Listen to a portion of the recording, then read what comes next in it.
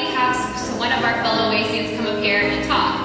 Well, because so often we have an untold story, or we don't get the chance to really share something we've learned, or maybe our journey, and this is an opportunity for us to let someone share and then to learn from each other.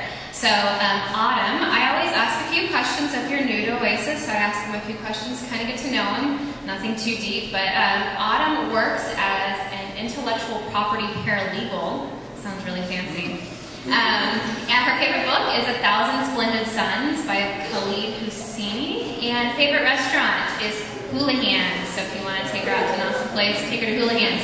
Something most people don't know about her is that she had a picture of her cats get over 60,000 likes on Facebook, so you need to share this picture now on the private page, please, and then I can post it there so we can all see how awesome this picture is. It's pretty cool. So let's give a really great warm welcome to Autumn.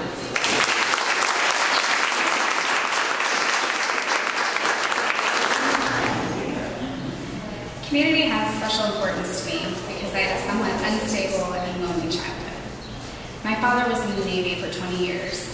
He was reassigned to a different naval base every 3 years, which means we moved 4 times by the time I was 12. I would make friends, be happy for a little while, and then we would move and I would lose them.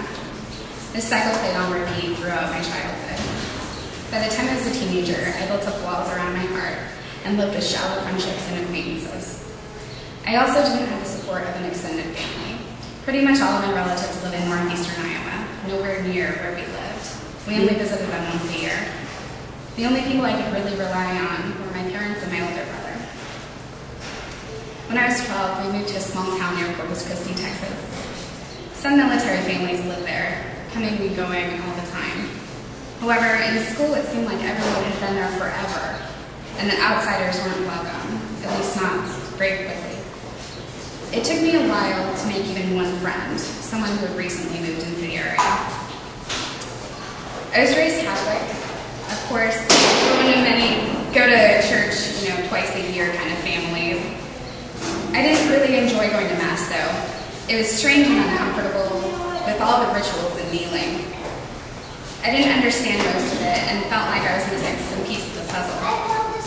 The only part I liked was the singing, and the Catholic Church always felt cold to me.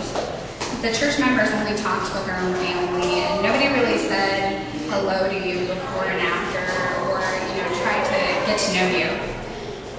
And the only thing we shared were germs from shaking hands while saying peace be with you, and drinking from the same communion cups. I resisted going to church with my family and even protested going to the church one Easter while promising to stay at home and read my children's Bible and penance. Until I was 13, I believed in God and Jesus, but I didn't think much about it. It was just a fact of life. Kind of like the fact that Texas is the greatest state in the U.S. When I was in 8th grade, my best friend invited me to church with her after a sleepover. I didn't know what to expect. I had never been to any church other than Catholic church. It was a small Southern Baptist church with about 100 members, and I walked in and everybody was smiling at me, and people said hi, and they really got to know me. They just really welcomed me, and I felt loved. And it was just a different kind of feeling than anything I had felt before. I felt truly welcome. And they didn't even laugh at me when I called the pastor father instead of brother.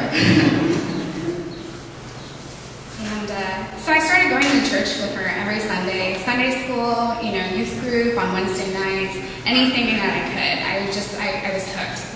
I love that feeling of the community, and it just meant so much to me. They took care of me, especially because nobody in my family went with me. It's kind of like an orphan. I got saved at a pool party on July 8th, 2000. Yeah, at a pool party. Felt moved by the Spirit, or maybe it was the cute shirtless boys. I decided it was time I got serious about my faith, because even then I knew that I fell in love with the congregation before I fell in love with God. So I became very committed to Christianity. On the first and last days of high school, I wore this horrendously ugly shirt that my youth group designed that said dork on the front and disciples of the righteous king on the back. I wouldn't make an impression.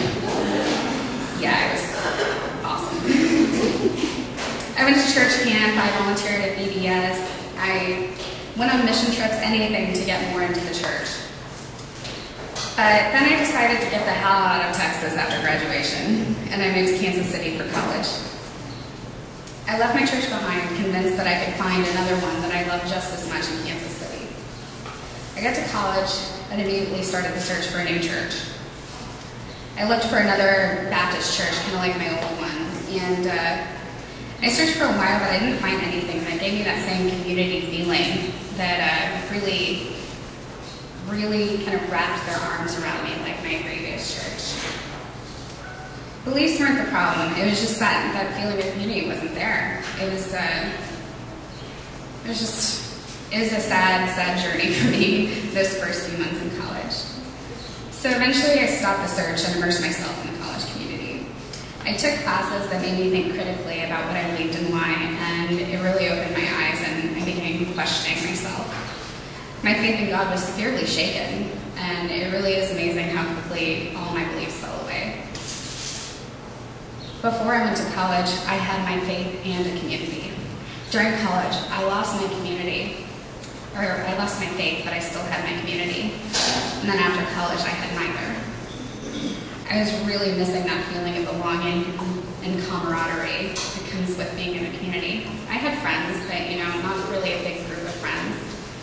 And I missed being able to walk into a room and see a group of people that also wanted to see me. I especially felt isolated when I started identifying as an atheist. One of my best friends at the time and my roommate was a Christian. And she started going to a new church, and she really enjoyed it, and she made all these new friends, and her social life grew exponentially, and I pretty much just stayed at home. Even though I knew I was an atheist, I actually felt tempted to go with her to church because I really missed that feeling. And I tried to rationalize it to myself that I could go and make friends and even volunteer, but it wouldn't matter that I didn't believe what they believed.